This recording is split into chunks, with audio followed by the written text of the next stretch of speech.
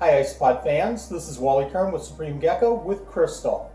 Recently I was talking to a friend on Facebook and I had mentioned that I have my Supreme Gecko shirt for the Isopod video, but I don't have anything that indicates that I keep isopods.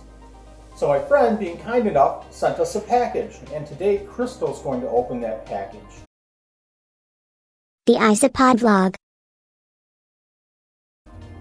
Okay, we've gone ahead and taken the tape off. Again, this is a package from James McCoy of Isopods of Eden. And you can find him on Facebook, and I'll also put the link in the description below. Go ahead, Crystal, let's open it up. And what is it? Here's a button, and this is a rubber ducky.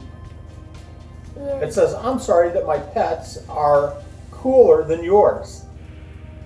Wait, what?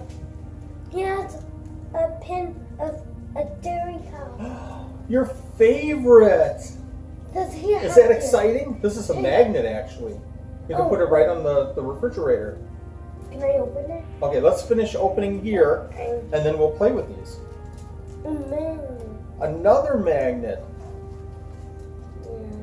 I'll put all of, oh, this is really, really cool. This is a Porcellio ornatus high yellow. And we'll put these all out and we'll take a look at them in just a minute. And a pin Of a zebra? of dairy cow. Another dairy cow. A pin of a dairy cow. Wow. This is really cool. Oh my gosh, there's a lot of them. Here. I tell you what we're going to do. We're going to pull these all out. Let's get a picture of these. There's a ton of them in here. Let's get a picture of these. No, wait. Okay. And then a rubber ducky. So I'll wear these in the video so that we know that it's a Isopod video from now on. Yeah. Yeah. And me too. And you too. And it says, I love rubber duckies. I love rubber duckies. It's so Okay, we'll finish taking all of these out and then we'll grab a picture, okay? okay. All right.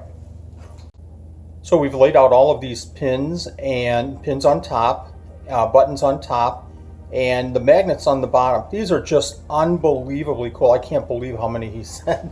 Thank you very much, Jesse, for sending these. Again, this is Jesse McCoy from Isopods of Eden. And you can take a look at the quality of these magnets and buttons. They're just so cool. All the rubber duckies, the high yellows, the zebras. I am just so excited about wearing What these. about the dairy cow? And the dairy cows. Thank you very much, Crystal, for helping us open the package. Bye. And give it a big thumbs up. Thanks, Crystal. You're welcome.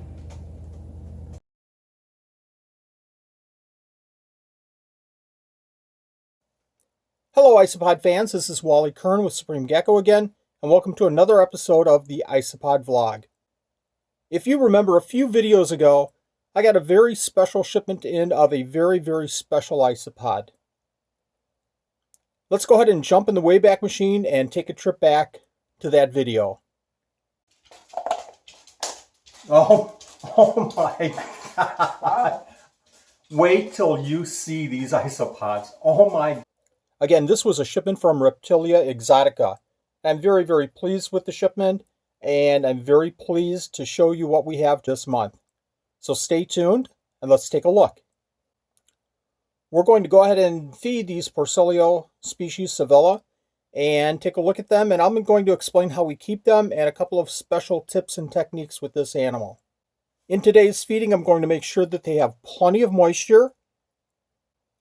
I'm also going to make sure that they have plenty of calcium, and we use these eggshells. And this is just a simple matter of grinding up eggshells and providing them in the enclosure for the isopods. We're also going to throw in some vegetables. Today's feeding, we're going to go ahead and throw in carrots, one of my favorite vegetables to feed. I also like zucchini and butternut squash, anything that really stays a little bit drier in the enclosure. And finally, we're going to go ahead and throw in some of this special blend. I've been using this special blend now for about a month, and it seems to really be working. So far, I feel like this is a really good food to feed the isopods, but I want to keep feeding this for about another month or so before I make that decision. Let's go ahead and take a look at those isopods. I'll move the food over and I'll bring them over. As you can see, I have these set up in a 27 quart container. I have 4 ventilation holes on the top, and let's go ahead and open the top.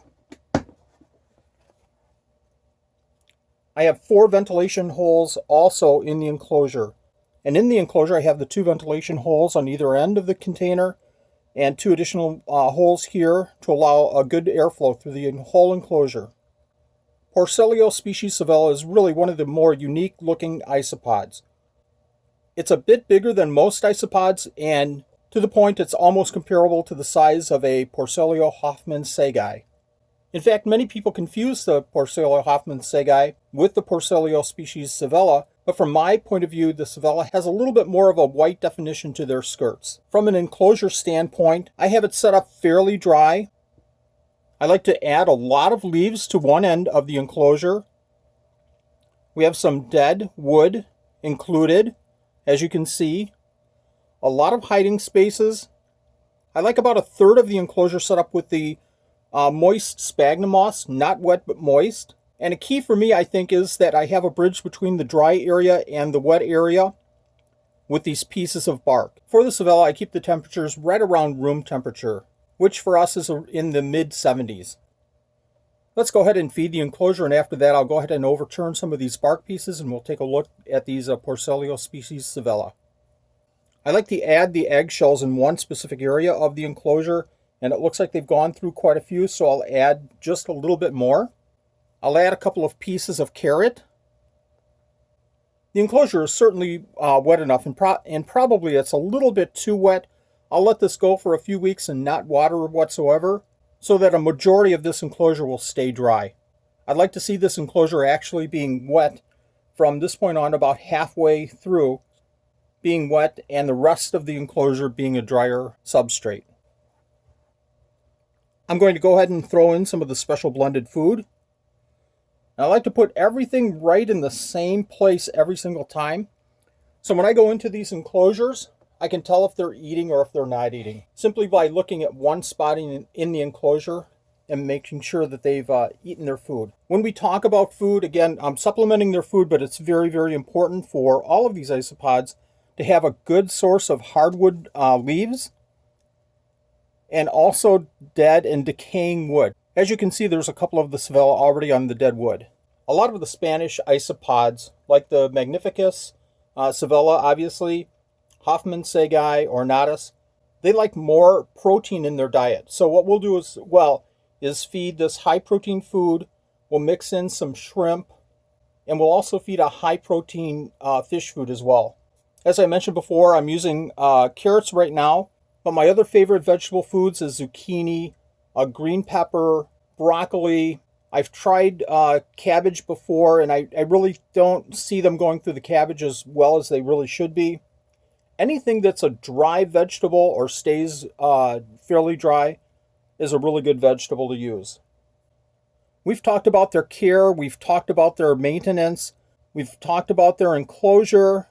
Let's go ahead and take a look at these animals. I'm going to go ahead and lift up a couple of these pieces of bark, and we'll see just how they're doing.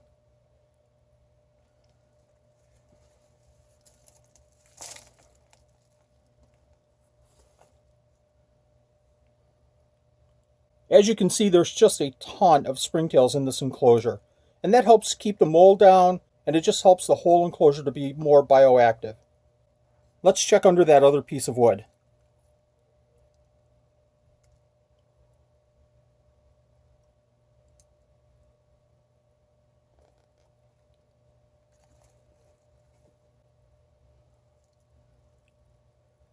Nothing under here, and again, this enclosure is a little bit wetter than I would like it to be. So I'm guessing that all of these sevilla are sitting on the drier end of the enclosure. But you can also see just a ton of springtails. Before I move to the drier end of the enclosure, let's go ahead and zoom in on that wetter side, and let's see what's underneath the sphagnum moss. I'm going to see if I can move this a little bit closer so you can see exactly what I'm seeing here.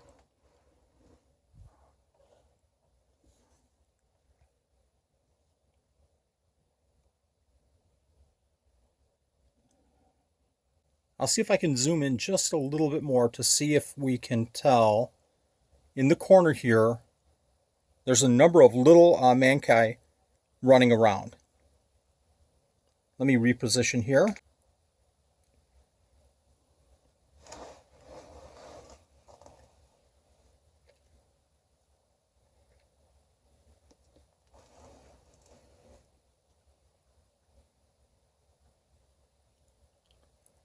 I see a few running from the wet area over to the dry area. I'm going to cover up the wet area again and do some additional moving around to see if we can find other little mancae. I do want to show something very interesting here.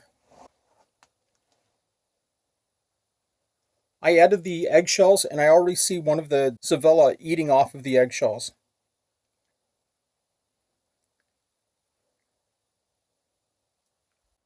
I flipped the enclosure completely around and I'll zoom in just a second. I want to see if there's any of the mancae in the leaves.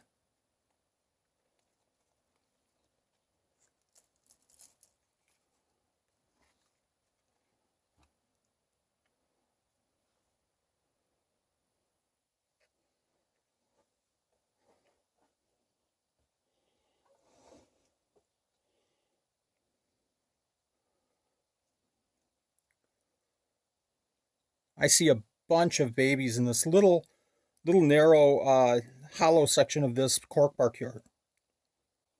And let's go ahead and check the leaves real quick.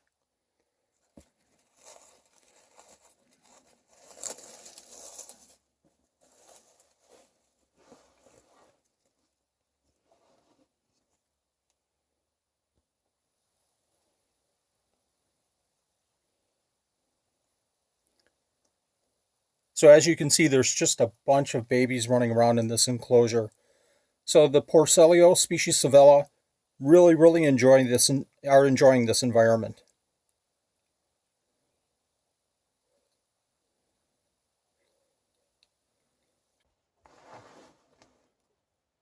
I'm going to go ahead and put everything back. This is a really fun species to work with. Hopefully you can get a better look at these small sevilla babies.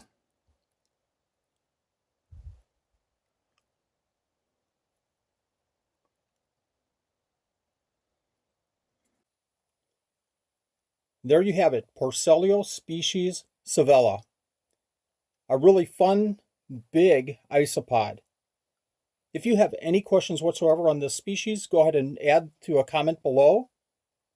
Make sure that you hit that like button, and would certainly appreciate it if you hit the notification bell as well. Thanks for watching another episode of the Isopod vlog, and we'll see you next week.